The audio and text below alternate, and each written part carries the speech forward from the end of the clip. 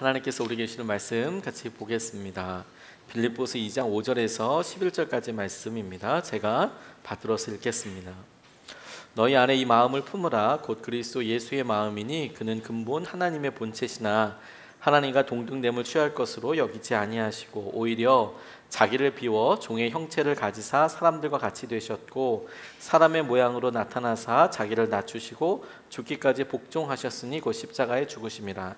이러므로 하나님이 그를 지극히 높여 모든 이름 위에 뛰어난 이름을 주사 하늘에 있는 자들과 땅에 있는 자들과 땅 아래에 있는 자들로 모든 무릎을 예수의 이름에 꿇게 하시고 모든 입으로 예수 그리스도를 주라 시인하여 하나님 아버지께 영광을 돌리게 하셨느니라. 아멘. 하나님 말씀입니다.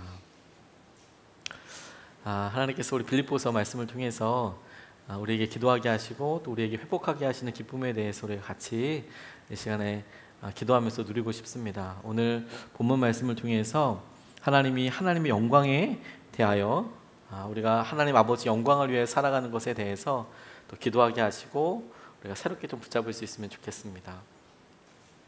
유기성 목사님께서 쓰신 주 임재 안의 교회라는 책에 보면 말발굽, 편자 만드는 이야기가 나옵니다. 어떤 주인이 길을 떠나면서 자기에게 이렇게 배우고 있는 사람에게 편자 하나를, 말발굽 하나를 만들어주고 이와 똑같은 걸 100개 만들어 놔라 그렇게 이야기하고 떠나서 돌아오고 나니까 실제로 만들어 놨는데 이 100개가 다 희한한 모양, 점점점 커진다든지 처음 만들어졌던 그런 모양이랑은 전혀 다른 100개의 다른 말발굽이 편자가 있게 되더라. 왜 그런가 가만히 보고 나니까 이 사람이 만들 때 처음에 준 그 편자 모습, 말발굽 모습으로 만들고 그 다음에 그 만든 것으로 또 만들고 그 다음에 만든 것으로 또 만들고, 그러니까 카피본을 또 카피하고 다시 카피하고 한 번 더 카피하고 그렇게 100번 하고 나니까 처음에 말발굽 모습이랑 편자 모습이랑 너무 많이 달라져 있더라. 사이즈도 다르고 그렇더라. 그 이야기하면서 교회와 관련된 이야기를 하셨어요. 우리가 정말로 닮아야 될 것들에 대해서 닮지 않고 본질적인 것에 대해서 닮지 못하고 교회에 좋다고 소문난 교회에 좋은 어떤 시스템이라고 여겨지는 것들, 그걸 카피하다 보니까 정말 배워야 될 본질적인 것들과 많이 멀어지게 되는 그런 모습을 보게 되는 거죠. 이 생각을 사실 최근에 한 번 더 하게 된 이유가 있습니다. 최근에 저희 교회에 이제 많이 방문들을 하세요. 간을 본다고 할까요? 주일날에 이렇게 보시면 우리 같이 기도해 주시는 분들 부탁드릴 것이 많은 분들이 오십니다. 한 15분에서 그 정도가 계속 이제 등록하지 않고 그냥 교회에 오세요. 그리고 축도와 함께 모두 벌떡 일어나서 나가세요. 한결같이 똑같은 멘트로 반응하죠. 식사하고 가세요. 하지만 그냥 갑니다. 그래서 우리 아마 성도님들이 좀 붙잡고 같이 식사 같이 하자고 그래 주시면 그분들이 좀 힘을 얻으시지 않을까. 아무튼 그 중에 한 분이 물으신 거예요. 젊으신 분이. 저희 교회가 또 좀 젊은 분들도 있고 사실 젊어 보이는 분들이 많은 거거든요. 저희 교회는 젊은 분들이 많은 게 아니라 젊어 보이는 분들이 많은 거예요. 원성영 원사님 같은 경우는 40대처럼 보이기 때문에 젊어 보이는 분들이 사실 많은 거죠. 깜빡 이분들이 다 속은 거예요. 그래서 이제 젊어 보이는 분들이 많으니까 옆에 있는 분에게, 어려 보이는 분에게 이 교회 비전은 뭡니까? 라고 물으셨대요. 그리고 그분이 깜짝 놀라셨대요. 비전이 뭐지? 이렇게 이제 생각을 하신 거죠. 그 이야기를 저한테 이렇게 이야기하면서 저도 생각했어요. 비전이 뭐지? 라고 생각하기 전에 비전에 대해서 말씀을 안 드렸나? 제목에 우리 교회 이름에 빡 써 있는데 예수님의 사람들 교회에서 믿음 공장으로 뭘 만들까? 편자 똑같이 만들어내면 예수님의 사람들 만들어내는 게 비전이고 목적이고 모든 것일 텐데 우리 교회의 목표는, 목적은 딱 하나예요. 예수님 이끄시는 교회이지만 예수님의 사람들을 만들어내는 거거든요. 다른 게 없어요. 예수님의 사람들을 같이 교제하고 예배하고 그렇게 하면서 하면 좋겠다. 근데 그분을 통해서 제가 이걸 더 많이 강조해야겠다는 생각이 들었어요. 선한 목자교회의 좋은 것들을 카피하고 따라하는 게 아니고 예수님께서 우리에게 원하시는 것들을 놓고 봐야겠다. 왜 이런 질문을 하게 됐냐면 어떻게 하면 예수님의 사람이 되게 할까라는 것에 대해서 생각을 많이 했지만 그렇게 교회 한번 들러보신 분의 질문을 통해서 정말 다시 한번 질문하게 됐거든요. 지금 당장 우리 교회 형편에서 예수님의 사람이 되기 위해서 뭘 해야 할까? 그런데 그런 생각과 기도 제목을 새벽에 쭉 놓고 기도하다가 주님께서 제게 뭘 할까 고민하다가 어떻게 할까의 고민을 이렇게 이어지게 해주셨어요. 뭘 할까 하니까 뭐 많잖아요. 그런 걸 다 할 수는 없는 거고 어떻게 할까? 어떻게 그게 가능하게 할까? 그래서 주님이 제게 깨달음이 예수님께 직접 배우도록 하면 되는 거구나.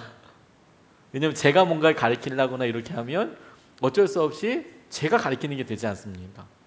주님께서 직접 가르치시도록 하면 되겠구나. 그럼 어떻게 그게 가능하지? 마태복음 11장 28절로 30절 말씀 보니까 수고하고 무거운 짐진 자들아 다 내게로 오라 내가 너희를 쉬게 하리라. 나는 마음이 온유하고 겸손하니 나의 멍에를 베고 내게 배우라. 그리하면 너희 마음이 쉼을 얻으리니 이는 내 멍에는 쉽고 내 짐은 가벼움이라 하시니라. 나의 멍에를 메고 내게 배우라. 이렇게 이제 말씀하고 계시는 거거든요. 이 뭐 사역을 더 해라 이런 모습은 아니고 이제 이걸 대해서 한번 자세히 한번 나눌 수 있는 시간이 있었으면 좋겠지만 주님께서 주님과 함께하는 멍에 그분과 함께 어떤 길을 가기 때문에 그분의 속도, 그분의 방향, 그분의 의중을 알 수 있는 바로 옆자리, 친밀한 자리로 오라. 이렇게 일단은 적용을 하고 이 말씀을 붙잡게 됐어요. 어떻게 하면 예수님의 사람이 되고 예수님을 보게 되는가? 예수님의 사람이 되는가? 예수님이랑 가까워서 예수님과 같이 동행해서 같이 멍에를 메고 예수님과 함께 가면 그 놀라운 은혜를 누리게 되겠구나. 왜냐하면 이스라엘 백성들이 보통 소가 이끄는 이 멍에를 생각하면 우리는 왜 그 밭에서 논에서 한우 한 마리가 이렇게 열심히 이렇게 끄는 거를 이렇게 생각하지 않습니까? 그런데 이스라엘 사람들은 두 마리가 끄는 것을 생각했어요. 이렇게 멍에가 2인용이었거든요. 1인용이 아니었어요. 2인용이었어요. 멍에 그러면 우리는 그냥 한 마리가 이렇게 끄는 것을 열심히 끌고 뒤에서 이렇게 으랴 으랴 하는 것을 생각하지만 이스라엘 백성들은 두 마리가 끄는 것을 생각하거든요. 나의 멍에를 메라라고 이야기할 때 그 나의 멍에는 예수님이 지금 메고 계신 멍에, 그리고 그 한 사이드를 차지하고 있는 또 다른 빈칸을 네가 와서 같이 세워서 나랑 같이 이것을 가자. 같은 속도로, 같은 방향으로, 같은 마음으로 그렇게 가는 것을 통해서 예수님께 그렇게 이제 배우게 되는 것이죠. 사실 우리가 부모 자연스럽게 자녀들이 배우잖아요. 그냥 같이 가다 보면 삶의 습관들을 이렇게 배우게 되는 거니까 그게 목표가 되었으면 좋겠다 하는 생각을 하게 됐습니다. 근데 오늘 본문 말씀이 바로 그 얘기에 대해서 도전하는 것이다 생각하게 되었습니다. 주님께서 우리에게 이렇게 빌립보스를 통하여 바울의 입을 통하여 당부하시는 것이 무엇이냐면 결국엔 예수님 닮아가야 한다라는 거거든요. 예수님 닮은 삶을 살아가야 한다. 오늘 본문 말씀 5절 말씀에 보면 너희 안에 이 마음을 품으라 곧 그리스도의 예수의 마음이다. 마음이니 이렇게 시작하고 있어요. 이 본문 말씀이 마음을 품어라 예수님의 마음이다. 그 마음을 품어야 할 것이다. 예수님의 마음을 품으라고 하는 것이 예수님께서 우리 가운데 행하시는 것, 보게 하시는 것, 그 마음을 한번 품어보아라 라고 말씀하시는 거죠. 보통 우리가 예수님 믿는 사람들이 착한 사람이 되어야 한다는 그런 어떤 강박 같은 게 있으세요. 착해야 한다고. 근데 성경 말씀 어딜 봐도 착해야 한다는 말은 없습니다. 착해야 된다는 말도 없고 또 세상 사람들 얘기하는 기준과 똑같은 것도 없습니다. 우리가 스스로 그냥 그렇게 짊어지는 거죠. 우리가 그렇게 어떤 이미지를 그려놓고 성경에는 재밌는 구문도 많아요. 예를 들어서 바울이 막 베드로에게 성질내는 부분도 있어요. 내가 그에게 얘기해서 왜 이방 사람들과 밥 먹지 않느냐 뭐 이런 일로 바울이 베드로에게 화를 내는 부분도 있고 바울과 실라가 이렇게 움직일 때에도 가만 보면 선교여행 가는 동안에 그 함께 갔던 이 사람들과 이렇게 확 이렇게 돼서 선교팀이 찢어지는 일도 이렇게 있고 성경에 몇몇 있게 보면 감정이 여전히 있는 부분들이 있어요. 연약함을 감추지 않습니다. 성경은. 그런데 그 궁극적인 목적에 대해서 그러니까 착해져라 이게 목표가 아니었고 그래서 예수님을 닮아가라 그래서 예수님의 마음을 품어라 라고 말씀하고 있는 거죠. 그러니까 이 시간에 우리가 예수님의 마음을 품어라 라고 하면서 제일 먼저 마음에서 벗겨내야 될 꺼풀이 뭐냐면, 우리 스스로가 착해져야지, 직장에서 이렇게 무조건 참는 사람이 돼야지, 그렇게 필요 없다는 게 아니고, 그렇게 막연하게 갖고 있었던 것에 대해서 왜 예수님께서 어쩌시기에, 어떤 모습이기에 우리가 그것을 해야 하는지에 대해서 생각해야 한다는 거예요. 내 모습이 지금 첫 번째 편자인, 기준인, 말발굽인 예수님을 닮아서 그 마음이어서 이걸 하는 것이냐, 아니면 이거 뭐 힘들고 귀찮고 이거 한번 승질냈다가 이거 다시 돌리려고 그러면 더 힘들고 그래서 이것을 하려고 하느냐, 이게 차이가 있는 거거든요. 주위에서 무조건 착한 사람들 사실 다 좋아하죠. 세상 사람들도 착한 사람들 좋아합니다. 그런데 착하다고 좋아하는 거 가만 보면, 세상에서 좋아하는 거 가만 보면 자기랑 비슷하기 때문에 좋아하는 거거든요. 사람들한테 인기 많다고 다 좋아할 게 아니에요. 많은 사람들에게 인기를 구가하기 위해서 사는 건 아니더라고요. 제가 이 문제 가지고 되게 많이 어려웠던 적이 있어요. 교회에서 많은 분들을 상대하다 보니까 어떤 분들은 제게 마음도 나눠주시고, 그리고 이제 뭐 기도 제목도 나눠주시고, 그렇게 서로 교제하면서 참 좋게 지내는 경우도 있고, 어떤 분들은 뭐 바쁘셔서 분주하셔서 또 저도 딱히 만남이 정확히 이루어지지 않아서 대면 하시는 분들도 계시고, 근데 어떤 분들은 이유는 잘 모르겠지만 제가 느끼기에 저분이 나를 미워하시나 싫어하시나, 내가 뭐 불편하게 했나, 이런 분들이 사실 좀 많으세요. 그러니까 어떤 성도님들은 목사님이 나한테 뭐 삐지셨나 이렇게 오해하시는 분이 계지만, 사실 목사들이 그 고민을 제일 많이 하거든요. 우리 성도님이 나한테 어려운 일이 있으신가? 왜 그러시지? 왜 전화를 이렇게 안 받으시지? 혹은 왜 안 보이시지? 이런 고민 정말 많이 하게 되거든요. 근데 그런 생각이 간간히 우리를 건강하게 만들 때도 있지만, 그 생각을 빠져나오지 못하면 정말 마음이 어려워져요. 내가 뭘 잘못하고 있는 건가? 온통 잘못한 것만 생각나니까. 근데 주님이 제게 그때 마음을 이렇게 주셨을 때, 제가 부르심 받은 게 모든 사람한테 다 이렇게 부르심 받고 인정받기 위해서 부르신 것은 아니라는 생각을 하게 됐어요. 그걸 알게 해주셨어요. 주님께서 제게 부른 것은 모든 사람이 아니라 사실 딱 한 사람한테 인정받는 삶을 살라고 부르신 거거든요. 그 딱 한 사람이라고 표현하는 분은 뭐냐면 예수님이세요. 내가 예수님께 인정받는 삶인 건가? 그리고 예수님께 인정받기 때문에 생기는 것인가? 갈등이 없다고는 할 수 없지만, 생길 수도 있지만, 이 생기게 된 갈등이 예수님 때문인가? 예수님의 마음으로부터 나오는 것인가? 그게 진짜 기도 제목이고 중요한 거더라고요. 그러니까 나의 평가 기준이 예수님의 마음인가? 너희 안에 이 마음을 품으라 곧 그리스도 예수의 마음이니? 라고 이야기할 때 나의 모습을 지금 평가하고, 내 삶의 여러 문제들을 평가하고, 우리 기도 제목을 평가할 때 그 기준이 불편해요, 예전과 같지 않아요, 다른 사람들 어떻게 생각해요?가 아니라 주님 마음이 정말 그러세요? 제게 정말 주님께서 이렇게 역사하시는 게 맞나요? 라고 생각해야 되는 거라는 거예요. 그런데 그 마음을 어떻게 하면 우리가 자연스럽게 알게 되고 보게 될까요? 오늘 처음에 마태복음에서 읽었듯이 그 예수님의 모습, 그 위치, 그 상황에 처해 보면 사실 많이 알더라고요. 그 위치에 처해 보면.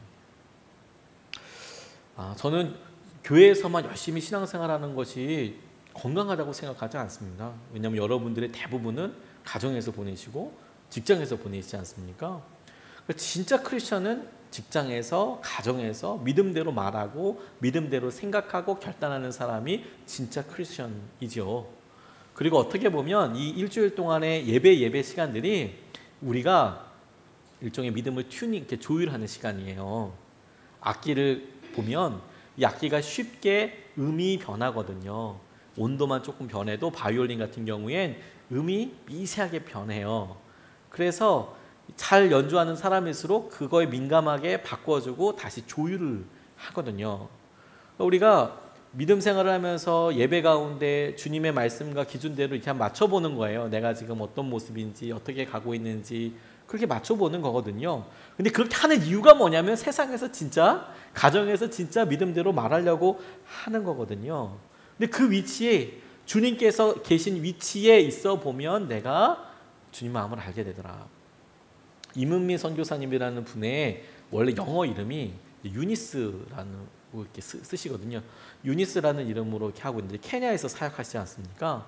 케냐에서 사역하다가 이분이 우연히 이제 이렇게 드론이라는 걸 이렇게 보고 하늘에서 이렇게 찍었어요. 하늘에서 이제 아이들 이렇게 위에서 내려다보고 이제 그런 모습을 이제 찍어서 동영상으로 만들었는데, 이분이 그렇게 보다 보니까 재밌는 상상을 하시게 된 거예요. 뭐냐? 하나님께서 하늘에서 보신다고 그랬는데 하나님께서 이렇게 보시듯이 하나님이 내려보실 때 어떤 마음일까? 이런 생각을 하게 된 거예요. 드론을 띄워서 이렇게 위에서 이렇게 찍어서 애들이 막 거기 손 흔들고 이런 걸 보니까 하나님 마음은 어떠실까? 그리고 그 마음이 자기에게 그대로 투영돼서 내가 우리 아이들을 고아원에서 우리 아이들, 학교에서 우리 아이들을 어떤 마음으로 대하지 생각해 보게 되셨대요. 자기가 선교사로 이렇게 와서 아이들을 이렇게 만났는데 애들이 그렇게 밝으면서 없는데도 너무 밝고 자기한테 와서 유니스 그러면서 인사하다고 그러면 마음이 너무 기뻐진대요. 그러면서 마음이 기뻐지면서 아이고 우리 사랑하는 아이들 신발이 없구나. 내가 신발 사줘야지. 걔네들이 와서 신발 사달라고 이야기하는 거 아닌데 내가 신발 사줘야겠다. 신발을 어디서 구할 수 있을까? 유니스 막 이렇게 부르고 따라오면 우리 아이들 학교 조금 더 공부를 중학교도 보내주고 싶고, 그런데 우리가 교사가 없네, 선생님도 없고, 그리고 건물 교사도 없네, 건물도 없네. 우리 아이들 위해서 학교 지어줘야겠다. 선생님을 어떻게 모실 수 있을까? 그런 고민들을 하게 되시더라는 거예요. 저는 그 이야기를 쭉 들으면서 선교사 그 자리에 가서 예수님의 마음을 보고 알고 누리게 되는 것을 통해서 주님의 마음을 더 깊이 알 수 있게 되는 거구나. 예수님께서 행하실 것들을 놓고 그 마음을 품는 것을 통해서 우리가 알 수 있게 되는 거구나. 그런데 여러분, 우리가 이미 사실 예수님의 모습으로 다 와 있거든요. 우리 대부분이 인정하지 않으려고 그래서 그렇죠. 우리가 여기 계신 대부분이 누군가의 남편이고 누군가의 아내여요. 그리고 누군가의 어머니이고 아버지이기도 하고 아들이기도 하고 딸이기도 하고 며느리이기도 하고 사위이기도 하죠. 이미 우리가 이제 관계 가운데 있는 거거든요. 그래서 말씀을 통해서 예수님께서 어떻게 하셨는지 그 위치에 우리가 가서 볼 수 있어요. 그 시선으로 주님께서 이 자리에서 어떻게 하셨는지. 마치 우리가 드론을 띄워서 하나님이 이렇게 보셨을 거야, 이렇게 우리를 보실 거야 라고 생각하는 것처럼 그 위치에서 본다는 게 뭐냐면 주님께서는 이렇게 생각하시고 이렇게 보실 거야. 주님이 어떻게 이야기하셨는지를 보고 내가 그 마음을 품게 되더라 라는 거예요. 주님의 마음을 기준으로 삼아라. 주님이 이것을 어떻게 보고 계시는지. 우리가 막 부유해지고 막 좋아지는 것에 대해서 하나님께서 무작정 좋아하시지는 않을 거예요. 우리가 어떤 특정한 사람과 막 친밀해지는 것에 대해서 주님께서 무작정 좋아하시지 않을 수도 있다는 생각을 해봤어요. 우리가 건강하게 되는 것에 대해서 무작정 좋아하는 것이 주님 마음과 다를 수 있다라고 생각해 보기도 했어요. 우리는 그 다음을 모르니까요. 다만 우리가 지금 당장 모르지만 주님의 마음을 구하고 알 수 있도록 주님, 내가 예수님의 시선과 예수님의 마음을 누리게 해주십시오. 이게 기도해야 될 중요한, 회복해야 될 기준인 거구나. 예수님을 닮기 위해서, 기쁨을 담기 위해서.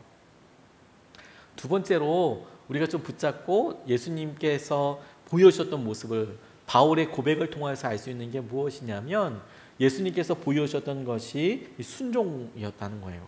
7절 말씀, 8절 말씀을 보면 오히려 자기를 비워 종의 형체를 가지사 사람들과 같이 되셨고 사람의 모양으로 나타나사 자기를 낮추시고 죽기까지 복종하셨으니 곧 십자가에 죽으심이라. 주님께서 우리에게 보여주신 것이 종의 형체를 가지신 것, 그래서 자기를 낮추시고 죽기까지 복종하신 것, 어디까지? 십자가에 이르시기까지. 죽기까지 복종하셨다. 저 이번에 이 말씀 묵상하면서 이런 재밌는 생각이 하나 떠올랐어요. 만약에 주님께서 우리에게 복종하는 말을 영원히 살라라는 말로 하셨으면 우리는 언젠가는 주님의 말씀에 불순종할 날이 오게 될 거예요. 왜? 죽는 날이 반드시 있을 테니까. 그런데 죽으라, 언젠가는 죽을 텐데 어떻게 죽을 거냐, 십자가에 죽기까지 복종하는 마음으로, 순종하는 마음으로 죽을 수 있다. 그게 제게는 새롭게 다가왔어요. 복종을 하나님 말씀에 순종하여서 하라는 거. 어차피 죽을 수밖에 없는 삶인데 그걸 순종하면서 한번 그렇게 살아봐라. 순종하면서 영원히 살아남아라가 아니라 순종해서 죽어라. 이렇게 말씀하시니까 제가 한번 어떤 권사님 영성일기 읽다가 진짜 은혜를 받은 적이 있어요. 제가 그분께 너무 은혜로워가지고 사실 영성일기 개인적으로 일기 쓴 건데 그 일기 읽자마자 그 다음날 전화했다는 거 아닙니까?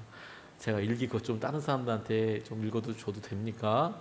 이렇게 허락받고 일기를 제가 이렇게 카피해 놓은 게 있어요. 이분이 이렇게 쓰셨더라고요. 어느 날 이렇게 이야기를 들으셨나 봐요. 곧 주님 오시는데 왜 그렇게 바쁘게 일합니까? 이런 이야기를 아마 주위의 믿음의 어떤 사람으로부터 들었나 보죠. 주님 오실 때 곧 주님 오실 텐데 왜 그렇게 바쁘게 지내십니까? 왜 그렇게 바쁘게 지내세요? 이렇게 이야기를 했는데 이분은 사실 교수님이셨어요. 열심히 일하고 계신 교수님이었는데 근데 이분이 이제 이렇게 쓰셨습니다. 그 제목과 함께 저는 대답하지 않았습니다. 그냥 웃었습니다. 식사 이후에 그 질문에 대해서 생각해 보았습니다. 내일이라도 주님이 오실 수 있다고 생각하면서도 왜 계속 열심히 일을 해야 하는지, 열심히든 아니든 주님이 오시면 다 끝인데 왜 쉽게 넘어가지 못하는지. 그러다가 깨달았습니다. 제가 직장에서 해야 할 일은 적지 않습니다. 그 일을 열심히 할 수도 있고 대충 할 수도 있습니다. 저는 열심히 하는 편입니다. 다른 사람들보다 직장에서 보내는 시간이 더 깁니다. 열심히 일하는 이유는 돈을 벌기 위해서가 아닙니다. 승진하기 위해서는 더더군다나 아닙니다. 제 직장을 제 사역지로 생각하고 있기 때문입니다. 다른 사람들에게 전도해야 할 가장 중요한 것이 바로 제 직장이라고 생각하기 때문입니다. 제 주위에 있는 사람들은 누구든지 한 번쯤은 제 전도를 받았습니다. 그 사람들은 식사 때마다 제가 기도하는 모습을 봅니다. 제가 어떻게 말하는지, 행동하는지, 다른 사람을 배려하는지 계속 보고 있습니다. 그 사람들에게 제가 기독교인임을 보여주고 싶은 것입니다. 기독교인은 이렇게 일하고 말하고 양보하고 도와주고 칭찬하고 말조심한다는 것을 보여주고 싶은 것입니다. 물론 끊임없이 실수합니다. 주위에는 같은 세대 사람들뿐만 아니라 다음 세대 사람들도 있습니다. 다음 세대 사람들은 더 예민하게 저를 보고 있습니다. 저 인간이 말로는 기독교를 전하는데 삶은 어떤가를 관찰하고 있을 것입니다. 그 다음 세대들에게 저는 보여주고 싶은 것입니다. 너희들에게 예수를 전하는 사람은 이렇게 산다는 것을 행동으로 보여주고 싶은 것입니다. 사역지, 그게 제가 직장에서 열심히 일하는 이유입니다. 내일 주님이 오신다고 해도 말입니다. 주님께서 주님 마음을 가지고 순종하라 라고 이야기할 때 저는 이분이 창조적으로 자기의 삶에 있어서 적용한 게 너무너무 마음에 와서 많이 닿아서요. 죽기까지 자기를 낮춰서 종의 형체를 가져서 다른 사람들에게 열심히 해라 라고 이야기할 때 주님께서 보여주셨던 그 치밀하고 열심히 하셨던 것, 다른 사람들 세워주고 함께 하셨던 것들을 이분은 어떻게 적용하셨냐면 이게 내 사역지니까, 내가 누군가에게 부르심 받은 곳이니까, 그 누군가는 하나님이시죠. 주님이시죠. 주님이 내게 이곳을 맡기셨으니까, 내게 맡기셔서 내게 이 일을 주셨으니까, 누가 뭐라고 해도 이 일을 책임지고 감당할 사람은 나밖에 없으니까, 그래서 열심히 자기네 일을 하게 된다고. 저는 빌립보서 말씀에 나와서 네가 종의 형체를 가져 다른 사람들보다 더 낮춰서 죽기까지 복종하라는 말씀이 저는 이와 똑같다고 생각하게 됐어요. 주님께서 내게 보내셔서 종이라는 것이 주인을 의식하고 주인이 시키신 일을 감당하는 사람이잖아요. 내가 주님 마음으로 살아간다는 것이 주님께서 내게 일하실 것을 기대하고 믿고 그대로 순종하며 나아가는 거, 이게 주님의 능력인 거구나. 이게 주님의 능력인 거구나. 예수님의 마음은 순종으로 이렇게 드러나게 되더라고요. 순종으로. 그러니까 주님의 마음을 품으라 이렇게 말씀하시고, 어떻게 해요? 주님의 시선대로 주님의 마음대로 이렇게 가본다. 그런데 그걸 구체적으로 어떻게 그러면 일으키느냐? 순종하는 것을 통해서 그 마음을 알고 보게 되더라. 보통 순종하는 사람들은, 다른 사람들의 말을 듣는 사람들은 연약한 사람이라고 이야기를 하죠. 근데 그 연약한 사람들, 그런 사람들은 하나님께서 또 보고 계신대요. 진짜 놀랍고 은혜 아니겠습니까? 순종함을 통하여서 하나님께서 우리에게 하시는 것을 보게 된다.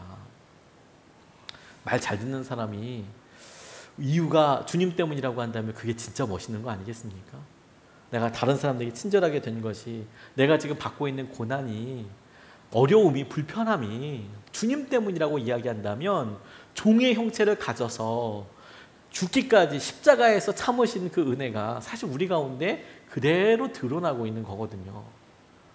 저는 우리 후배 전도사님들 간혹 만나게 되고, 그리고 그분들한테 어떤 진로나 이런 것들에 대해서 질문을 받을 때가 가끔 있거든요. 뭐 자주는 아니어도 가끔 있으면 솔직하게 본인한테 물어보라고 이야기해 줄 때도 있고 혼자서만 생각할 때도 있어요. 그분이 그런 이야기를 감당하시지 못할 것 같으면 물어보지 않거든요. 근데 어떤 이야기냐면 우리 전도사님이 목회의 길을 가기로 결정한 것이 그래서 포기한 게 더 많습니까? 얻은 게 더 많습니까? 이렇게 물어봐요. 그래서 당신이 버린 게 더 많습니까? 버렸다고 생각하는 게 더 많습니까? 아니면 얻었다고 생각하는 게 더 많습니까? 더 아주 구체적으로 얘기하면 이런 거죠. 할 거 없어서 오신 거예요? 아니면 할 게 진짜 많은데 목회가 정말 주님의 부르심이라고 생각해서 오신 거예요? 사실 그 말이죠. 당신이 주님을 위해서 포기한 게 더 많습니까? 당신 인생을 접은 게 맞습니까? 아니면 이게 당신의 살 길입니까? 유일하게. 그래서 그거 살기 위해서 아등바등 하기 위한 것이 목표입니까? 아니면 당신이 온전히 죽어서 당신이 이걸 다 버려서 그래서 하나님께서 주신 은혜를 누리게 하시는 것이 당신의 목표입니까? 왜냐하면 순종하는 사람만 그 길 갈 수 있는 거 알 수 있거든요. 그 위치에 있어 보면요. 제가 저희 교회 속장님도 참 존경하고 너무너무 정말 이렇게 귀하다고 생각을 하고 있어요. 사실 뭐 저희 교회뿐만 아니라 속장님들이 사실 그렇죠. 속장님들이 속장 사역할 때 다른 사람들은 모르는 거 있어요. 보통 이제 물어보면 속장 좀 섬겨주시죠. 그러면 제가 형편이 안 돼서요. 제가 능력이 안 됩니다. 특별히 능력이 안 된다는 말을 정말 많이 들어요. 능력을 시험 보고 가지고 그러면 이렇게 뽑아야 되는 건지, 속장 시험 보으니까 문제 좀 나눠드리고 예상 문제 찍어드린 다음에 시험 본 다음에 속장을 할 수는 없지 않습니까? 능력이 돼서 사실 누구도 속장을 뽑은 건 아니죠. 능력이 다 없죠, 사실. 그런데 제가 왜 귀하게 여기냐면 성경을 보면 행간을 읽어야 될 때가 있어요. 성경에 딱히 나와 있지 않은 부분. 예를 들어 이런 거예요. 예수님께서 제자들을 어떻게 생각하셨는지에 대해서 성경이 구체적으로 이야기하고 있지는 않아요. 물론 미루어 짐작할 수 있는 데가 참 많아요. 베드로가 막 항변해서 예수님께 말하기도 하고, 가론유다가 끝까지 마음 안 이렇게 꺾고 끝까지 예수님 팔겠다는 마음 실행하기도 하고, 뭐 우레의 아들 뭐 이런 사람들 옆에 있고, 그러니까 예수님이 어떤 마음이었을까 미루어 짐작할 수 있는 부분이 많거든요. 근데 성경은 그래서 주님께서 베드로를 보고 짜증나셨더라 이렇게 쓰여 있지는 않아요. 진짜 너무 짜증나셨더라, 너무 힘들었더라 이런 얘기는 없어요. 오히려 주님의 감정이 이제 뭐 종교 지도자들, 외식하는 사람들에게 독사의 자식들아 막 이제 이렇게 이야기하고 이런 부분은 있지만 제자들에 대해서 어떤 마음인지 이제 안 쓰셨거든요. 그런데 그때 주님의 심정이 어땠을까 알 수 있는 방법이 있어요. 기가 막히게 성경에 안 쓰여져 있지만 알 수 있는 방법이 있어요. 속장님이 돼보면 돼요. 왜 그런지 아십니까? 그러면 한 10명 정도를 주고 나서나 같이 책임져야 하거든요. 책임져야 하는데 뭐 평소 때 관련 있던 사람도 아니잖아요. 그냥 내가 속장이라는 것 때문에 이번 주에 교회에 왜 와놨는지, 무슨 문제가 있는지, 그 자녀가 또 어떻게 아픈지, 부모님은 어떤지 다 물어봐야 되잖아요. 사실 뭐 가만히 냅두면 뭐 말이라도 섞겠습니까? 그냥 가만히 있다가 밥 얼른 먹고 고기 숙이 밥 먹고 얼른 나갈 수 있지만, 속장님이 돼보고 나면 그렇게 이야기하는데 고분고분 또 카톡 보내면 잘 바로 빨리 직접 보내주는 사람만 있는 게 아니고 주로 씹거나 요즘은 그 숫자 1도 안 바뀌게 하더라고요. 그 1도 미리 딱 보고 절대 확인하지 않고 혹은 바로 나가버리고 문자 보내면 바로 나가고 초대하면 바로 나가고 뭐 그런 분들도 있고, 그러니까 막 속이 막 뒤집어지는 거죠. 바로 그럴 때 주님의 마음을 알 수 있죠. 바로 그럴 때 그 자리에 서보면 예수님도 요 12명의 아주 강력한 표현으로는 이 떨거지들을 이 제자, 이 어떻게 꿈꿀 수 없는 이 소망 없는 이 사람들과 함께 예수님이 이렇게 돌아다니면서 어떤 마음이었을까? 이 사람들과 식사할 때 어떤 마음이었을까? 석장님이 돼보시면 알아요. 그 자리에 딱 가보면. 그러면 성경에는 안 쓰여있지만 날마다 기도 나오는 걸 보고 예수님이 그 심정이었겠구나. 그거 이제 알죠. 성경의 행간을 볼 수 있어요. 그 위치에 가보면 그런 생각이 돼보니까. 그러니까 순종해보면 알아요. 순종해보면. 내가 그 일을 거기에 가서 가보면 해보면 그 마음이 어떤 것인지 알아요. 순종해보려고 하면 이게 어떤 의미인지 더 직접적으로 알게 되는 거예요. 근데 오히려 우리가 그건 안 돼, 멀었어, 힘들어, 해봤더니 얼마나 해봤는지 모르겠지만 해봤더니 그건 아니야, 이런 식의 이야기로 정말 주님께서 주신 은혜를 우리가 오히려 못 느끼게 되는 경우들이 정말 많은 거죠. 순종해보면 알게 되더라, 그 마음을. 순종해보면. 미얀마 선교 초창기에 미국 선교사님이었던 아도니람 저더슨 선교사님이 불교 국가인 미얀마, 버마였죠, 버마. 미얀마에서 들어가서 선교하시다가 체포되셨답니다. 1년 5개월 동안, 17개월 동안 억류되어 있어서 고문과 각종 어려운 고초를 당하셨답니다. 엄청 맞으셨대요. 심한 고문과 고초 때문에, 그리고 발목에 쇠고랑 차고 이렇게 있는 것 때문에 발목이 상하기도 하고 깊이 패기도 하고 이런 아주 깊은 흉터도 남고 그랬답니다. 근데 이분이 그런 고초를 겪으셨으면서 감옥에서 나오자마자 다시 전도를 하기 시작하셨대요.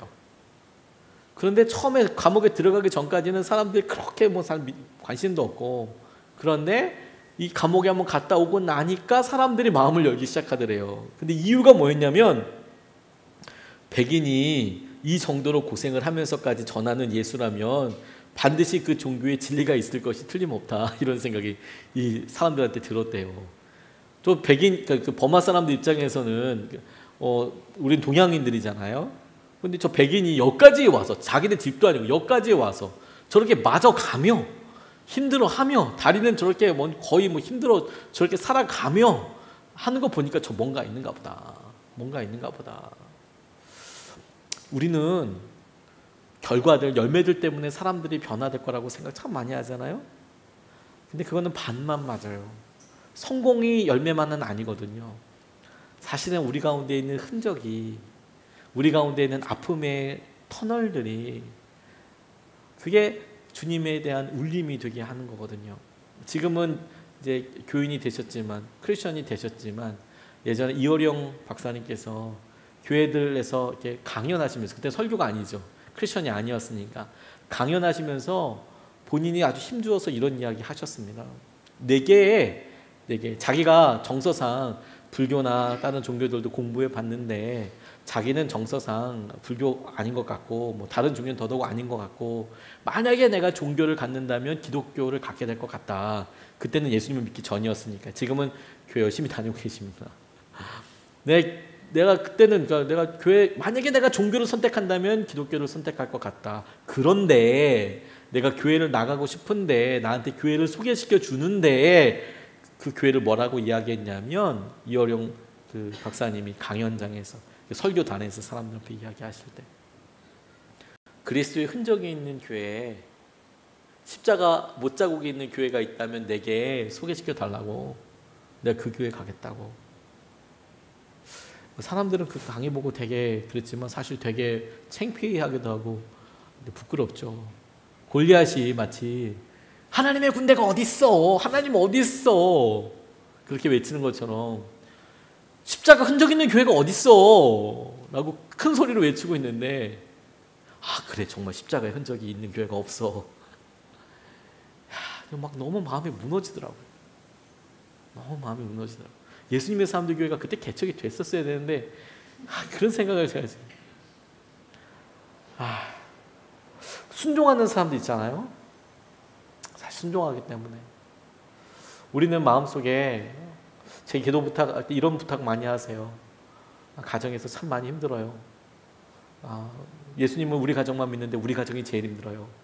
우리 부모님은 교회 다니시도 않는데, 우리 언니네는, 오빠네는, 혹은 우리 형님네는 예수님 안 믿는데도 부자고 잘 살아요. 힘들어요. 마음이 어려워요. 그런 이야기를 많이 하세요. 나도 잘 살게 해달라고. 당연히 저는 우리 성도님들이 다들 행복하게 살게 해달라고, 그게 물질적으로도 하나님 뜻이라면 정말 공급해달라고 간절히 기도하고 있습니다. 정말 간절히 기도하거든요. 그런데 우리가 깜빡 잊어버리는 게 있어요. 주님이 진짜 쓰고 싶어 하시는 거는 뭐냐면, 페이지가 일단 넘어간 다음에 그래서 이렇게 됐다, 마치 동화 맨 끝에 왕자와 공주가 만나 행복하게 살았다, 끝, 이걸 원하시는 게 아니고요. 어떻게 지금 그 페이지 가운데 고난받고 있는지, 어떻게 아픈데 순종하고 있는지, 어떻게 내가 부유한 삶을 살아도 순종하고 있는지, 그게 진짜 중요하더라고요. 맥주감사절 헌금 이번 주일날 저희가 이제 얼마 헌금 나왔습니다. 이제 주보에 이제 광고 나갈 거거든요. 저희가 그거 교회 개척 기금으로 다 적립하기로 했지 않습니까? 진짜로 적립해서 이제 그 액수를 올해는 당장 이제 그 돈 가지고 개척은 할 수 없고요. 저희도 그래도 좀 많이 나왔어요. 놀라실 거예요. 그런데 그 중에 기가 막힌 헌금이 있더라고요. 자, 이렇게 드리는 이제 감사 얘기 보고 이제 기도하는데 너무너무 재정이 어려우시대요. 너무너무 재정이. 제가 어느 분이라고 말할 수는 없고, 그 감사 거기 내용에 너무너무 어려우시대요. 그런데 너무 어려운데, 자기 삶에서 제일 힘든데, 그런데 말씀 중에 맥주 감사절이 없으면 추수 감사절이 없다는 이야기가 마음에 확 와서 닿으셨나 봐요. 그래서 나 너무 힘든데 우리 교회가 첫 번째 분립개척하는 그 일에 나도 똑같이 믿음의 실험을 한번 해보고 싶다고, 그 고백이 어떻게 열매가 되는지를 보고 싶으시다고. 그래서 헌금을 하셨어요. 제가 액수는 상관없이 많이도 하셨지만 마음이 뭉클하더라고요. 그렇지, 잘 됐을 때 내가 이렇게 살지, 내가 이렇게 해가지고 성공했는데 하나님 이렇게 하고 있어요. 그것도 어떤 면에서는 은혜가 될 수 있겠죠. 근데 주님이 정말 받고 싶으신 건 뭐냐면, 내가 이렇게 순종하고 있어요. 고난을 받아서 십자가에 죽기 바로 전이에요. 주님, 이렇게 해서 딱 죽으면 되겠어요. 이런 마음이 들 때 이게 주님 마음을 기가 막히게 알게 된다는 거죠. 주님의 마음을 그렇게 갈아가는 건 주님, 마지막 주님 앞에 드릴 때 이런 마음이었겠구나. 이게 은혜이고 능력 아니겠습니까? 자녀들이 잘 되고 잘 되어서 축복하고 당연히 그렇게 기도하죠. 저도 저희 자녀들을 위해서 그렇게 기도하죠. 근데 부모님의 생각대로 안 될 때도 있잖아요. 그런데 그때 우리가 어떻게 고백하느냐가 진짜 중요한 거예요. 그때 우리가 어떻게 순종하는지가 진짜 믿음이거든요. 그 순종을 통해서 주님의 마음이 드러나요. 그게 주님께서 우리 가운데 역사여 주시는 것이죠.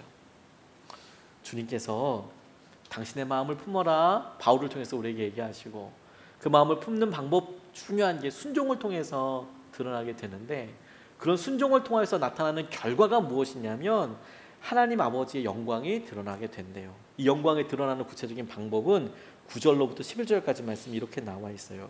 이러므로 하나님이 그를 지극히 높여 모든 이름 위에 뛰어난 이름을 주사 하늘에 있는 자들과 땅에 있는 자들과 땅 아래에 있는 자들로 모든 무릎을 예수의 이름에 꿇게 하시고 모든 입으로 예수 그리스도를 주라 시인하여 아버지 하나님께 영광을 돌리게 하셨느니라. 간략하게 줄이면 이런 의미입니다. 그래서 예수님을 더 잘 믿게 되었는데, 그래서 예수님을 잘 믿게 된 그것이 하나님께 영광을 돌리게 된다라는 거예요. 주님께 순종해서, 주님 마음 품고 순종해서, 그래서 예수님을 다 믿게 되었는데 그게 하나님의 영광이 드러나는 통로가 되더라. 영광이란 표현 몇 번 설교했지만 제가 너무 좋아하는, 사랑하는 단어이거든요. 이 카보스라는 단어를, 히브리 단어를 써요. 카보스라는 단어를. 이게 하나님의 임재를 표현할 때 구약에서는 주로, 신약에서는 약간 의미가 다르지만 독사라는 우리 뱀 독사 아니고 독사라는 헬라어 단어가 있어요. 그런데 이제 히브리어로는 카보스라는 단어를 쓰거든요. 의미가 조금 다르지만 구약에서는 주로 90% 어떻게 쓰였냐면 하나님의 임재라는 표현과 영광이란 말이 같이 쓰였어요. 내가 주님의 영광을 봅니다 라는 표현할 때 구약의 뜻은 어떤 의미냐면 주님께서 이곳에 임재하셔서, 이건 주님으로만 설명이 되는 거예요. 이건 다. 이 의미가 신약에서도 그대로 이루어지면서 신약에는 한 가지가 더 플러스 되는 게 뭐냐면 이것이 내게 큰 어떤, 우리가 지금 사용하는 당신을 만나게 되는 게 큰 기쁨이고 영광입니다 라는 표현은 신약에서 주님의 임재 만남 때문에 오는 자랑, 기쁨, 영광 이런 표현들이 더해져서 독사라는 단어가 쓰이게 되거든요. 근데 예수님이 돌아가신 거잖아요, 그냥. 근데 그 일을 통해서 이거 하나님이 하셨어. 그리고 그 일을 보고 지켜보는 그 일 가운데 하나님이 하신 일에 대한 지혜와 감탄과 하나님께서 어떻게 그런 일을 하실 수 있었어, 이건 하나님이 하신 거야 라고 인정하게 되고 주님을 믿게 되는 거, 이게 영광에 이르게 된다, 이렇게 설명하고 계시는 거거든요. 어려운 일 있죠. 순종해 보죠. 근데 그 일을 통해서 주님이 우리에게 이끌어가고 있는 방향을 오늘 본문 말씀이 뭐라고 이야기하냐면 그 끝이 뭔지 아냐? 하나님의 영광이 드러나게 되는 거라는 거예요. 그리고 그 영광이 드러나는 구체적인 통로는 뭐냐면 우리가 그 순종과 어려움 가운데 주님을 결국에 더 잘 믿게 되었기 때문에 모든 이름을 예수의 이름 앞에 굴복하게 하시고 예수를 주라 시인하게 하여 하나님께 영광을 돌리게 하여 주셨다. 우리 가운데 그게 일어나게 되는 것이죠. 하나님께서 하셨기 때문에. 오늘 마지막처럼 보이는 일에도 하나님께서 하신 일이 드러난다면 하나님께 영광이 되겠다. 이번에 코스타 이렇게 집회 우리 청년들 보내고 싶다 이렇게 하면서 아마 우리 천근호 권사님께서 우리 유임금 목사님한테 연락을 한번 하셨나 봐요. 코스타 일정이 어떻게 되냐고 이렇게 물어보시다가 그래서 저한테 얘기해 주시더라고요. 언제인데 가고 싶다 이렇게 이야기를 하셔서 얼른 가세요 이렇게 이야기했는데, 우리 유임금 목사님께 특별한 간증이 있으세요. 이분이 아르헨티나 혹은 아르헨티나 선교사였는데 고생만 엄청 하셨어요. 고생 많이 하시고 이제 돌아오셨어요. 돌아오셔서 사역을 이렇게 하고 그러는데 부산에서 사역을 하셨거든요. 근데 이제 선교사에 갔다가 이제 다른 곳으로 선교사 가기 위해서 준비하고 계시는데 청년부를 잠깐 맡아서 하다 보니까 그 청년부들 가운데 청년 사역자들 가운데 기도회를 인도해 줄 것을 요청받는 경우들이 있었대요. 그래서 어떤 기도회에서 이제 설교 요청이 와서 많이 모이진 않지만 한 10명도 안 모이는 그런 모임이지만 목사님 이곳에 와서 말씀 좀 전해주세요. 뭐 기쁨이죠, 뭐. 그렇죠? 저라도 얼마든지 가서 섬길 거예요. 근데 가서 이렇게 하는데 기도 제목이, 그러니까 설교 제목을 아예 정해줘서 보통은 목사님 오셔서 좋은 말씀 전해주세요. 그러면 보통 이제 본문을 정해서 보내주고 제목을 적어주거든요. 근데 이 기도회는 설교 제목을 빡 정해서 준 거예요. 제목 부산. 정말 부산하다 뭐 이런 이야기를 설교해야 되는 건가, 이게 아니고 진짜 지명 부산. 그래서 부산으로 말씀을 전해달라고. 진짜 황당하시더래요. 왜냐하면 아무리 성경 지명을 검색해봐도 부산은 예수님께서 직접 성육신 되셔서 오신 적은 없으시거든요. 성경에 부산이라는 단어가 없어요. 그러니까 이거 뭐 어떻게 전할지 모르는 거죠. 이걸 어떻게 뭐 대가볼리 이런 걸로 이제 항구 도시로 전해야 되는 건가 막 고민해가지고 진짜 고민하면서 가셨는데 가서 더 충격을 받으셨대요. 한 10명도 안 모이는데 진짜 이 모임이 부산을 위해서 몇 년 동안이나 기도해 오신 거예요. 사람은 많지 않지만 몇 년 동안 모여서 기도한 거예요. 사실 그런 기도 모임이 진짜 무서운 기도거든요. 마른 기도가 여러분 진짜 무서운 기도예요. 왜냐하면 마른 기도는 주님께서 반드시 들으실 수밖에 없는 거거든요. 보통 이렇게 은혜가 임하면 누가 말리지 않아도 자기가 알아서 기도해요. 근데 마른 기도는요, 이건 진짜 주님 아니면 할 수가 없어요. 왜냐하면 자꾸 기도하면서 묻거든요. 내가 이거 왜 하고 있지? 계속 묻게 되거든요. 근데 그걸 몇 년 동안 부산을 놓고 기도했다는 거예요. 부산의 부흥, 부산. 그래서 근데 얘기를 들어보니까 진짜 기가 막힌 그 몇 년 동안 소수가. 그래서 이제 자기가 이렇게 하다가 혹시 나 말고 다른 사람들도 왔냐고. 그때 당연하죠. 이분이 제일 나중에 온 거죠. 그래서 다 전화해봤대요. 누가 왔는지 사역자들한테. 그래서 우리들끼리 한번 모여보자고. 사역자들에 모여서 이런 기도 모임인데 우리 설교할 때 우리가 어떤 걸 할 수 있을지 한번 좀 해보자고. 그리고 그 사람들이랑 같이 모이면서 준비 기도를 하면서 하다 보니까 우리가 그러면 부산을 위해서 기도하는 날을 한번 정해보자. 정해가지고 한번 와보자. 근데 한 10명에서 거의 한 100여 명 정도 이렇게 오는 거예요. 이거 너무 귀하다. 혹시 여러분 이런 기도 모임이 정말 좋다고 생각됐다면 다음에 한 번 더 모일까요? 그때 네, 다음에 모이죠. 그러면 우리가 그냥 사인으로 한 명씩만 더 데려가 보세요. 그때 그 다음 모임에 한 350명, 400명이 왔더라고요. 100명에서. 뭐 엄청 막 교회가 벅 터져 나갈 정도로.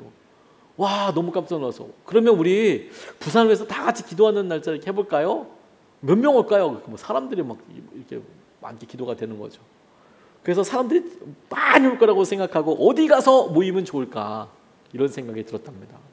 행사나 여러 일들 빼고 그러다가 이분이 결국에 찾은 게 뭐냐면 해운대를 빌리기로 이제 결정을 하신 거예요. 해운대. 그래서 해운대 빌리기 위해서 거기 관리사무소에 찾아갔더니 이상하게 아래 위로 쳐다보더래요. 해운대 빌릴 수 있냐고. 빌릴 수 있다. 어디 사람이냐고. 부산 사람이라고. 아, 부산 사람이 해운대 이용하겠다는데 그거 뭐 누가 말리냐고. 하라고. 그렇게 얘기를 하고. 몇 사람이나 모이냐고. 글쎄요, 한 몇만 명, 몇천 명 이렇게 얘기하고 있는데 그 사람들이 날짜만 해가지고 구찬 타듯이 이제 모이라고 그러시더래요. 그래서 이제 신청해놓고 이제 이제 해운대 빌렸다. 근데 이분이 이제 잘 모르셨던 거예요. 해운대 다 가보셨나요? 그리고 그곳을 빌리고 이제 그곳에 이제 집회를 해야 되니까 그래서 해운대 딱 나가시는 순간 바로 마음이 확 무너졌대요. 왜냐면 끝이 안 보여. 끝이 안 보여. 저 몇 킬로 적은 이거 지금 내가 집회하겠다고 지금 해운대를 다 빌린 거야 이게? 이런 생각이 들어서 막 마음이 무너지더래요. 여기 사람이 올까? 여기 몇백 명 모여가지고 해운대에서 있을 생각을 하니까 막 가슴이 쫄깃쫄깃해지는 그런 느낌이 막 너무 힘드시더래요. 막 마음이 무너지고. 그래서 이게 진짜 맞는지 이 집회를 해야 되는지 고민하시다가 혼자서 정말 주님께서 말씀으로 응답해 주시지 않으면 내가 나오지 않을 거야. 금식하면서. 그리고 방에 들어가서 문 잠궈 놓고 성경책을 딱 펴고 아주 그냥 결연한 그런 모습으로 기도하면서 정말 눈물이 울컥 나니까. 그래서 딱 있는데 바로 응답을 받으셨대요. 창세기 1장 1절 태초에 하나님이 천지를 창조하시니라. 처음에 말씀해 주시고 얼마나 감사해요. 요한계시록에서 아마 하셨으면 한 3일 동안 집에 나오지도 못하셨을 거예요. 그런 의도였으면. 근데 창세기 1장 1절에 하나님께서 그 말씀 가지고 말을 걸어오시는 것 같더랍니다. 야, 너 이 천지를 내가 만들었는데 이 해운대가 주님 위에서 보시기에 얼마나 할 거라고 생각하냐. 가만 생각해 보니까 하나님께서 하늘에서 이렇게 보실 때 이 해운대가 이 엄지손톱만 할까 이게. 천지를 만드신 분이 하나님이신데 이 해운대가 이게 뭐 커봐야 뭐 8km 이 정도 뭐 별거 아니잖아요, 사람들. 이게 뭐야 이게 그런 생각이 들더라는 거예요 마음속에. 그래서 이제 기쁨으로 진짜 너무 눈물이 나고 하나님 천지를 창조하셨잖아요. 막 그렇게 생각이 들고. 그래서 그런 마음과 생각을 하고 주위 사람들한테 감동받아서 얘기하지만 사람들은 이제 좀 되게 어렵죠. 해운대가 크니까. 그런데 그렇게 기도하면서 가니까 세상에 밤에 갑자기 사람들이 일렬로 서가지고 막 다가오니까 밤중에 청년들이 일렬로 손잡고 다가오면 얼마나 무섭습니까? 그래서 피하려고 왜 그런가 가만 보니까 아니 어떤 교회 청년들이 그 땅을 이렇게 밟으면서 일렬로 서가지고 그 땅을 밟으면서 기도하면서 저기서 이렇게 막 오는 거예요. 눈물이 울컥 나더래요. 거기를 갔다가 아직 여름 시즌이 아니니까 손잡고 하면서 하나님 땅에 하나님의 사람들이 모이게 해주십시오. 막 그러면서 거기를 기도하고 있더래요. 밤에 와서 기도하는 사람. 그전에는 맨날 거기 술 마시고 폭죽 대너른 것을 막 장난 이런 거만 있었는데 교회 청년들이 거기 가서 기도하기 시작하고 막 그렇게 하시더라고. 그러더니 세상에 이제 그 집회 있기 전에 주위에 있는 사람들한테 다 광고하기를 여기 해운대에 있는 상인들도 잘 살아야 하니까 그날 도시락 싸오지 말고 다 여기서 우리 사서 먹자고. 우리가 조금만 버틴다고 생각하고 여기서 다 사서 먹고 도시락 싸오지 말라고 다. 여기서 다 사 먹으라고. 그리고 거기 이제 상인들한테 많이 사 먹으니까 음식을 많이 준비해야 된다고 막 그런 거예요. 그러니까 이분들은 처음 있는 모임이니까 그게 뭔데? 누가 오가? 몇 명 와? 많이 오니까 음식 많이 준비하시라고. 김밥 많이 준비하시고 막 치킨도 많이 튀기시고 막 이렇게 얘기 갔답니다. 그리고 당일날 왔는데 제일 많이 놀란 사람들은 이제 스태프들이 너무너무 놀란 거죠. 왜 놀랐냐? 그 집회에 그날에 20만 명이었거든요. 2만 명이 아니라 20만 명. 그래서 여기가 꽉 찼어요. 너무 놀라운 일이 일어나는 거죠. 그리고 상인들도 난리가 난 거예요. 내년에 또 하냐고. 이거 내년에 또 하냐. 내년에 해라 이거. 내년에 이거 해라 제발. 이거 해야 된다. 이건 좋은 집회다. 이게 막 청년들이 한 20만 명이 와가지고 거기 막 그렇게 막 하니까 시즌도 아니고 여름 시즌 때는 뭐 사람 많이 오지 않습니까? 시즌도 아닌데 20만 명이 와가 청년들 와가 다 사 먹으니까 이게 막 완전 막 주님 오시는 것만큼 기쁜 거예요. 이 사람들은 막 다 불교고 그런데도 막 난리가 난 거죠. 근데 그 일을 통해서 하나님을 더 믿게 되는 거죠. 순종하면 내가 이거 진짜 이거 해야 되나? 근데 우리는 딱 펴가지고 끝에 20만 명 왔더라 이것만 생각을 하는데 그게 아니고 이 준비하는 과정이 기가 막히게 힘들고 어렵죠. 그걸 순종하고 그렇게 순종한 거니까 영광이 되는 거예요. 20만 명이 모였기 때문에 영광이 되는 게 아니고요. 그렇게 손톱만큼 보이는 순간이 사실 영광이에요. 그렇게 모이기 시작하는 게 영광이고요. 제가 말씀 마무리하면서 제가 오래전에 봤던 신문 기사 스크랩해 놨던 걸 다시 보게 됐습니다. 종로 12번 마을버스 은수의 삶에 대해서. 은수는 은수가 그 회사 이름이에요. 회사 이름. 은수버스. 이게 뭐냐면 마을버스입니다. 마을버스. 종로에서 12번 버스였는데 그 마을버스 이름이 은수예요. 은수. 그래서 은퇴를 앞둔 어떤 분이 이 마을버스 은수를 사신 거예요. 임택 씨라는 분이. 이분이 50대가 되면 세계 여행을 떠나겠다는 각오로 휴대전화 뒷번호까지 5060으로 바꾸셨대요. 5060으로 바꾸시고 내가 이제 은퇴하자마자 나 여행 갈 거야.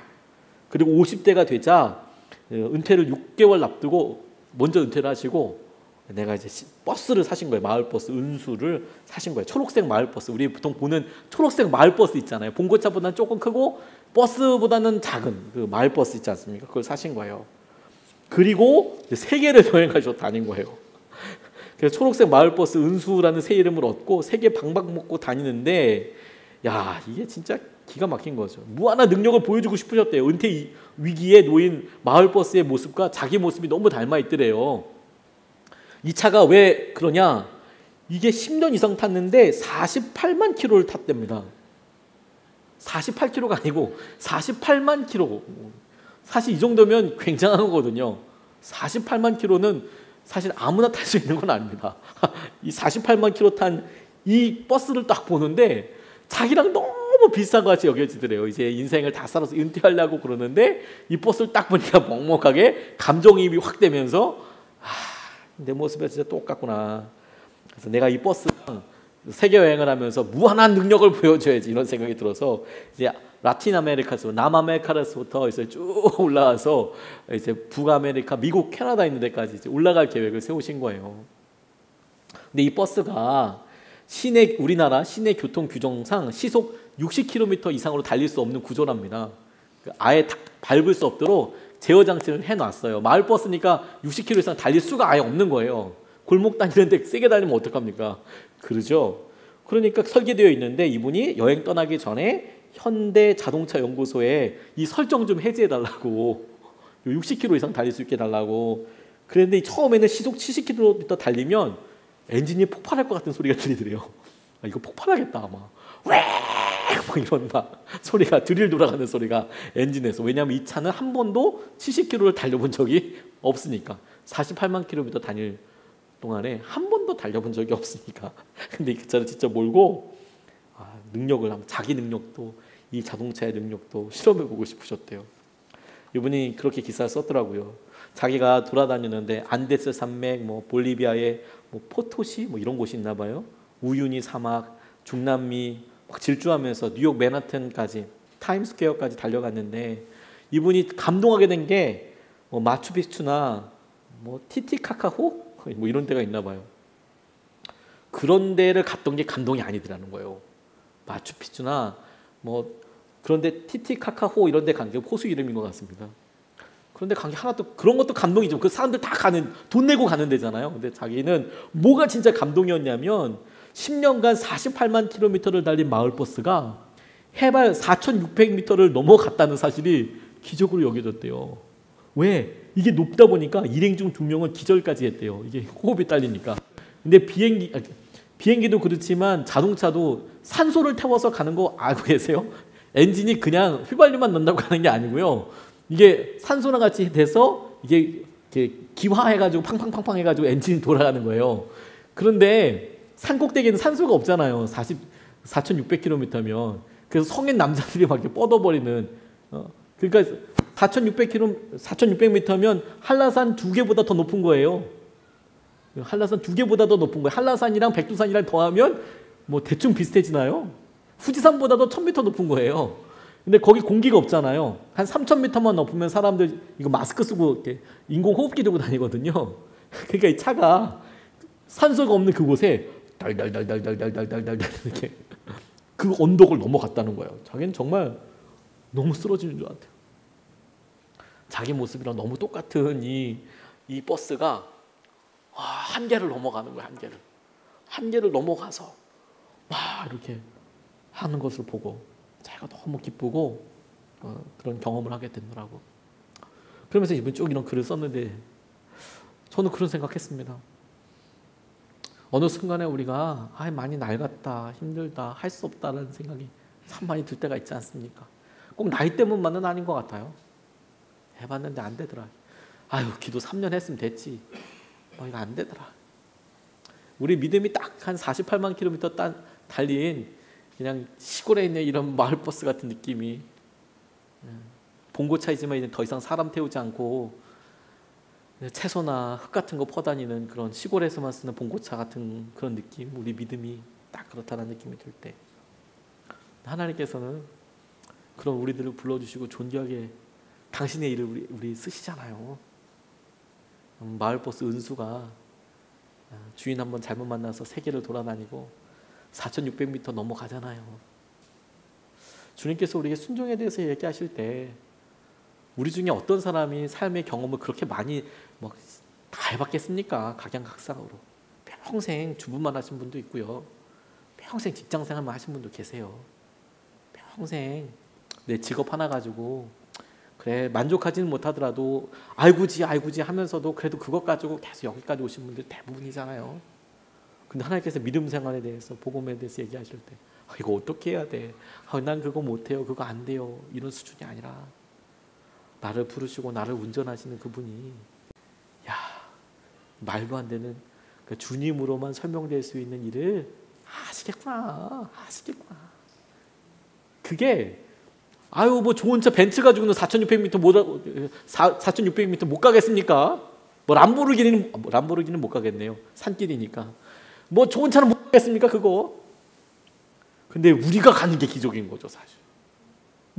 돈 다 가지고 있고 다 부자이고 큰 교회에서 분리개척, 그것도 기적이지만 그것도 놀라운 일이지만 처음에 개척됐고 그래도 우리 분리개척하자 이런 거 진짜 기적 아닙니까? 말도 안 되는 거 아닙니까? 사람들 비웃을 수도 있어요. 비웃으면 어때요? 주님께서 그거 하라고 그러면 하면 되는 거지. 다 갖춰져 있다고 하면 누가 못해요? 그런 거 다. 그럼 주님이 할 일이 뭐겠어요, 그게? 하나님께서 우리 교회와 우리 삶을 그렇게 쓰실 거예요. 하나님의 영광을 위해서 드러내실 거예요.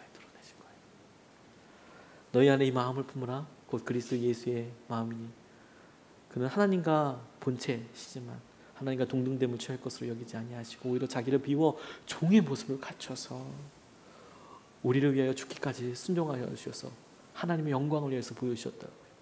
하나님께서 이것을 너무 기뻐하셔서 모든 사람들을 예수의 이름 앞에 꿇게 하시고 그리고 예수 그리스도를 통하여 하나님 당신의 영광이 드러나게 하시는 통로로 쓰신다고요. 오늘 우리의 마음과 오늘 우리의 순종과 우리의 삶을 통해서 하나님께서 그런 영광을 받게 하실 줄로 믿습니다.